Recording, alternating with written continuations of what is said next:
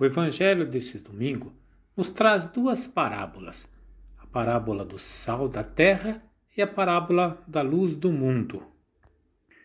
Duas questões eu creio serem fundamentais.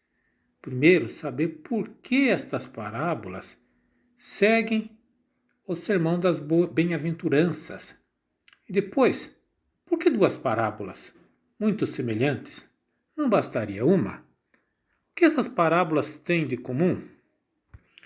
Antes de responder essas duas questões, vamos ver as parábolas um pouquinho mais de perto. O sal é um alimento, mas ele é um elemento muito precioso na antiguidade. Basta você saber que ele era usado às vezes como moeda. A palavra soldado vem de sal, aqueles que recebem o sal como pagamento. Ele era muito usado na culinária, como é até hoje, e também era a geladeira do mundo antigo, porque eles salgavam as carnes, os peixes, para não se deteriorarem. Aliás, dizem que em Cafarnaum tinha uma indústria de salgados que salgavam peixes. São Pedro era pescador e os peixes eram levados lá para serem salgados e depois vendidos. Agora, o uso simbólico do sal era associado à lei. E veja só que interessante. Jesus diz assim: vós sois o sal da terra. Ora, isso aqui é uma espécie de uma blasfêmia, né? Porque o sal era a lei. Então, quando Jesus fala que os seus discípulos são o sal da terra, ele está falando uma coisa que não devia ser dita. Depois ele recorda que quando o sal se deteriora, fica insosso, ele tem que ser jogado fora. Aí está nas entrelinhas uma crítica à lei judaica, que estava se tornando insossa, não era capaz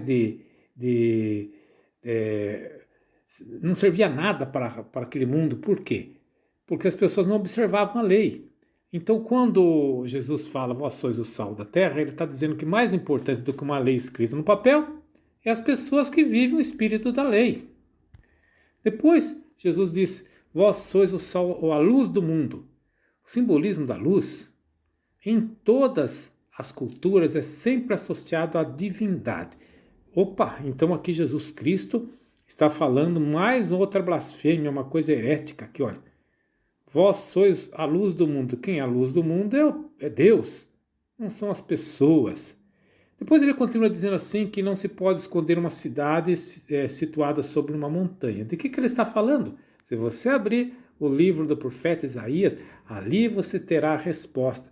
Ele está recordando uma profecia que dizia o seguinte, que Jerusalém seria a luz das nações, que todos os povos acorreriam a ela, coisa que não estava acontecendo, porque Jerusalém era o lugar onde se tem uma decadência religiosa muito grande, é o lugar onde a lei era menos observada. Em outras palavras, Jerusalém se tornou trevas para a humanidade. Aí Jesus fala assim, não se acende uma lâmpada e coloca debaixo de um alqueire.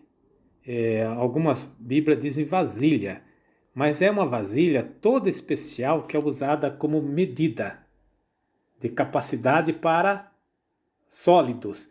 Isso significa que nós não devemos sobrepor ao Evangelho, sobrepor a palavra de Deus, a interpretação humana, a medida humana.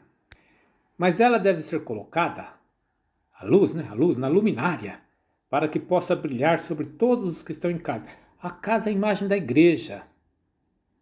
Veja só a função da luz, então, é fazer a igreja brilhar. Mas olha só, agora vamos responder as duas perguntas que eu fiz no início. Por que essas duas parábolas vêm logo depois do discurso das bem-aventuranças?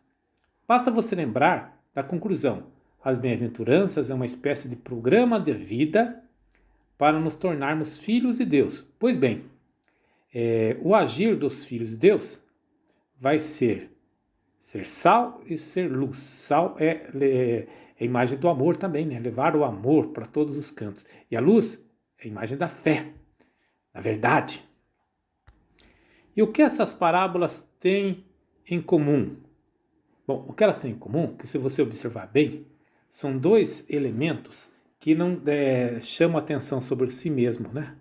Por exemplo, o sal, você coloca na comida para realçar o sabor. Mas se o sal aparecer, não há quem coma, né? Comida sem sal é horrível. Mas salgada, mesma coisa. E a luz? A luz é também algo que não deve chamar atenção para si mesmo.